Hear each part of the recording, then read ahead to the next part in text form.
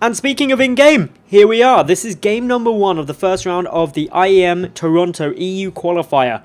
And spawning down in the bottom left-hand position of Overgrowth, we have got the green Protoss player representing ESC. It is JackO. And his opponent up to the top right, the purple Terran representing Millennium. We have DieStar.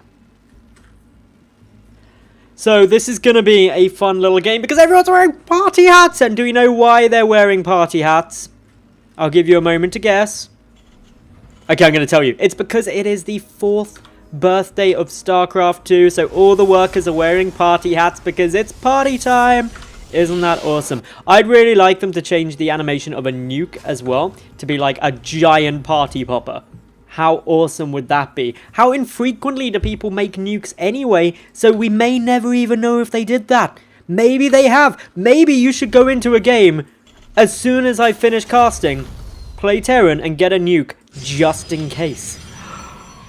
You want to do that, don't you?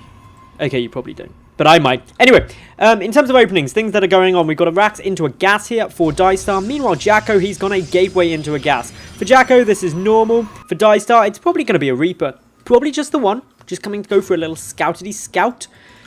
Check a little bit about what's going on. This Mary can jump up there. This Mary can jump up here. Do you remember those good old days in the last map pool? The Season 2 map pool. Was it even Season 2 the Reapers were incredibly powerful? Maybe it was. Maybe it was Season 1. Of 2014. My brain has melted, but it was one of those two where Blinkstalkers and Reapers were just so good. So good. Heavy Rain is the map I'm thinking of. It was Season 1. Heavy Rain. I forgot that like there's an entire season in the middle between season 1 and 3. It just kind of merged into one.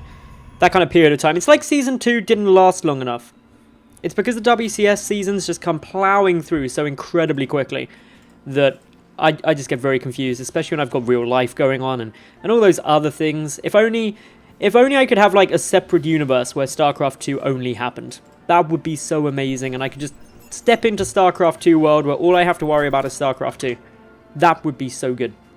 Now, the only thing that JackO has to worry about at the moment is this Reaper. Coming on over, note it is just the one, a reactor coming off the back of it, so this is all standard stuff, standard times. And this is all good. This is crazy good times. We've got one little SCV just coming to poke and prod, sees the fact that a Nexus is coming down and is just going boom, hi Nexus. Nothing too scary there. Just going to be actually quite a good time because the Mothership Core is coming out, but of course Reapers are quicker than a Mothership Core. So it's going to start poking and prodding away. Mummy Ship Core is just going to be like, no, get out of my probe line. The Reaper is going to do just as told, but he's very low on health, and so doesn't really want to do too much. Didn't get any kills. That's a little unfortunate for him. But up behind this, we've got DieStar just now adding in his natural CC, pumping out some Marines, and getting a second barracks as well. So he just wants to make sure that he's pumping out enough Marines in case there was any Oracle harassment or anything like that. Although, he should know from the fact that a natural base is already coming through, it's not going to be hitting too early if that were the case. +1 is coming down as well. This is before Stim. And so an early +1 generally just tends to mean that, hey, if it's coming down really quick, it's either going to be for a quick timing, a very specific timing to try and do damage early on, or it's going to be a more defensive approach because DieStar isn't planning on moving out anytime soon. JackO now, just coming to check around. He has managed to find that Reaper with a Stalker. The Stalker will win that fight every single day of the week, so the Reaper has to back on out, goes back to safety.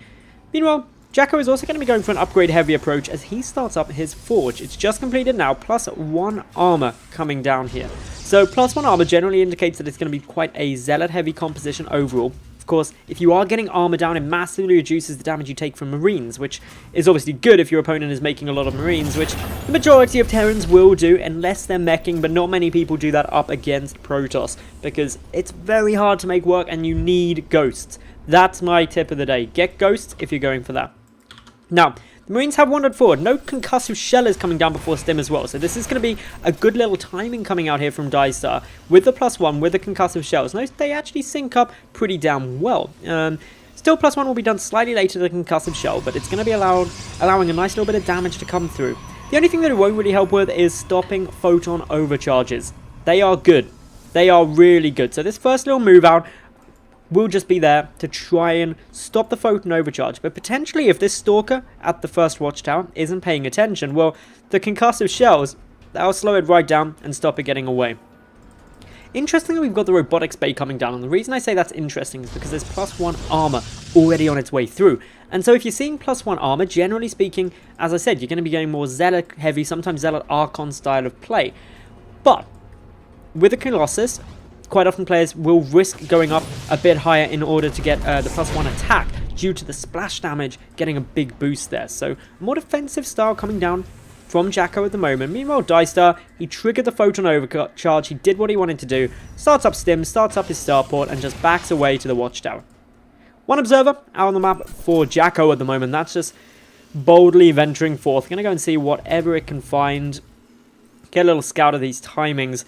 Not going to actually get too much in the way of usefulness from timing. The biggest thing that was seen was, of course, when the Marauder, there he is, got a nice little shut off on this Stalker, or probably that Stalker, and it slowed. That basically screams to JackO, okay, my opponent, he got concussive shell down, and as a result of that, his stim will be delayed. Like 100% it's a delayed stim. Potentially, if JackO was paying a lot of attention, may have seen the +1 infantry attack, although I'm not certain if it was completed when actually that little poke came, so may not have been spotted. Anyway, first Colossus about to pop out onto the field. Big milestone here for JackO. This is like your first day at high school right there. The Colossus popping out and you're like, yeah, I'm a big guy now. I can deal with this stuff on my own. And that's what that Colossus does. That means that the Nexus is no longer on photon overcharge duty to the max. What is a bit more scary is DieStar getting quite aggressive. Scans his own base, takes out an observer. Of course, that observer did get a little bit of useful information, such as the 2 medevacs moving forward, which is generally going to signal that ever so common timing push around that sort of 10-11 minute mark when DieStar or any Terran player is going to come on in, start dealing some damage, and you're going to be sitting there a little bit frustrated. So, double medevac loading up. This could potentially catch JackO off guard. Does he have any gaps in his vision? Not really. Pylon, observer, should see it all coming unless the medevacs come in from the side. And that's exactly what they're going to do. Unloading here. Just a couple of units. See the Stalkers. One Marauder going to die, unfortunately, for his trouble. But hey, saw a little bit. Didn't really achieve too much, though. So DieStar just putting on pressure, allowing him to secure up this third base very early on. And by getting that third base up, obviously DieStar is just planning for the late game. Making sure that he's going to have that economy going, doing a good job of keeping JackO back in defensive, seeing this pressure come through. And it's not really at much cost, because with only one Marauder lost, overall, that is a minimal expense for DieStar in order to achieve that third command center. Does take down the pylon. May seem a bit odd sacrificing some units there, but it has to get remade in the same spot to grant that vision, grant a bit more advanced notice of any move-in coming through from the medevacs. But it also means that there was potential for a supply block, and it has done that. 108 of 108 supply with that Colossus coming out. So no warp gate production for the next couple of seconds until that first pylon has finished. Now, at the moment, DieStar edging on forward. He's got his armory coming through, ready to start the +2 attack and armor. He's got the double engineering bay now. He's already got 1-1. That matches him out with what JackO's got, although JackO's getting very, very far ahead on the 2-2. He's already got them started at the same time with chrono boosts. That is a big advantage coming through. JackO, he's a long way behind on that third he's just thrown out, though, since DieStar already happily mining upon it. So DieStar does have the economic edge at the moment, only down by 2 workers but up by 3 mules, which means he does have that little boost, working out at about 500 minerals-ish a minute. And that is definitely very comfortable. So, quick little movement now of this infantry. Going to force a cancel on this third. Nothing JackO can do about that. Doesn't get the cancel. The reaction time not there. And that means DieStar just managed to secure himself 400 minerals worth of damage. Nice couple of little shots coming through on the Stalkers, but the Colossus says no you don't, and those Marines are burned to death in a very painful way. These 2 medevacs, still not doing that much, just trying to find a way forward, but JackO, he's aware that these drops are trying to come through. He's got the Stalkers there on permanent command, as well as a couple of Zealots in case there is a drop down. All in all, medevac's going to have to give up on their mission, at least for the foreseeable future, all while those Stalkers are in spot.